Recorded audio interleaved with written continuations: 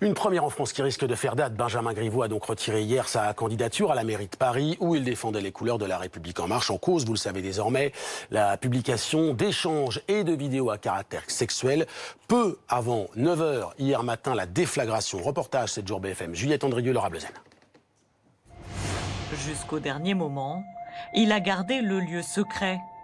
Ce vendredi matin, Benjamin Griveaux a convoqué 2 journalistes qu'il a choisis. Son visage est grave, tout comme la déclaration qu'il s'apprête à faire.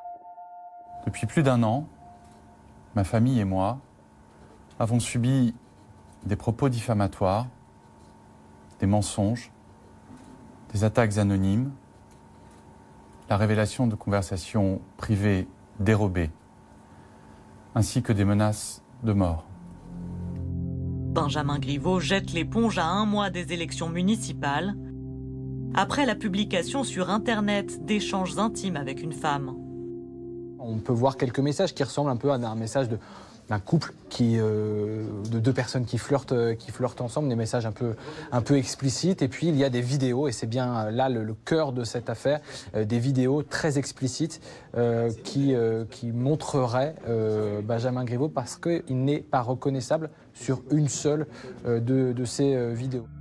Des vidéos à caractère sexuel rendues publiques le 1er février dernier sur un site internet obscur.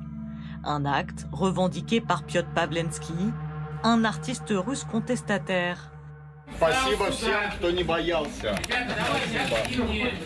Exilé en France, l'homme s'était déjà fait remarquer en octobre 2017 en mettant le feu à un bureau de la Banque de France, une performance artistique.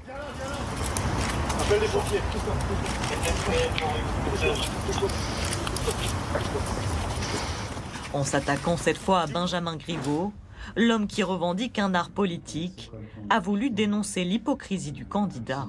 Benjamin Griveaux, ça a été candidat qui mentit pour ses électeurs, qui commence à propagander puritanisme, qu'il méprise lui-même. Ces vidéos, l'artiste affirme les avoir obtenues grâce à une source qui entretenait une relation consentie avec le candidat macroniste. Jeudi, quelques jours après leur parution, elles finissent par se répandre partout sur la toile. L'emballement, il est créé par le fait que ce qu'on appelle des grands comptes, c'est-à-dire des comptes avec plusieurs dizaines de milliers de followers, retransmettent, publient ce billet sur leur fil Twitter. Il y a Laurent Alexandre, scientifique connu, et puis Joachim Somforget, qui est ancien député de La République En Marche, donc un ancien collègue. J'espère que ces vidéos sexuelles affligeantes incriminant Benjamin Griveaux et une jeune femme seront démenties par l'intéressé et son équipe, car une telle diffamation serait extrêmement grave dans la campagne pour Paris.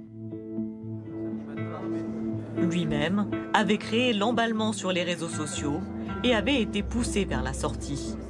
Il a quitté et le groupe et le parti à la fin de l'année 2018 après une polémique sur des tweets sexistes contre une sénatrice d'Europe Écologie Les Verts. Il est dépeint comme perturbé psychologiquement par certains de ses collègues. En tout cas, ce qui est certain, c'est qu'il ne rate pas une occasion pour attirer la lumière et l'attention sur lui. Récemment, il s'est présenté, il a déclaré ses intentions pour l'élection présidentielle de 2022. Il a proposé aussi de faire d'Alexandre Benalla son assistant parlementaire. A-t-il voulu nuire à Benjamin Griveaux? En tout cas, le candidat sait déjà que ces vidéos deviennent virales et que la rumeur circule. Ce jeudi, il présente quand même son programme dans un cinéma des Batignolles. C'est dans la soirée qu'il m'appelle, parce que je lui avais envoyé un message en lui disant comment est-ce que vous réagissez par rapport à ça, quelle est votre décision, qu'est-ce que vous souhaitez faire. Il m'appelle et il me dit, voilà, je veux m'exprimer demain matin. Ce sera une déclaration, je veux que vous soyez présents. Le candidat invite aussi une journaliste de l'AFP. Le rendez-vous est pris dans le plus grand secret, le lendemain matin à la 1re heure. À ce moment-là, Benjamin Griveaux a déjà pris sa décision. Il a pris soin d'annuler ses interventions prévues dans les médias. Ce qu'il a en tête, c'est surtout de faire passer la bonne émotion. C'est-à-dire que dans cette campagne, il a été taxé d'arrogance. Et donc, il a à cœur de traduire toute l'émotion que provoque le retrait de sa candidature. Et il y a quelque chose qui est très marquant dans cette déclaration, c'est qu'il est agrippé au pupitre.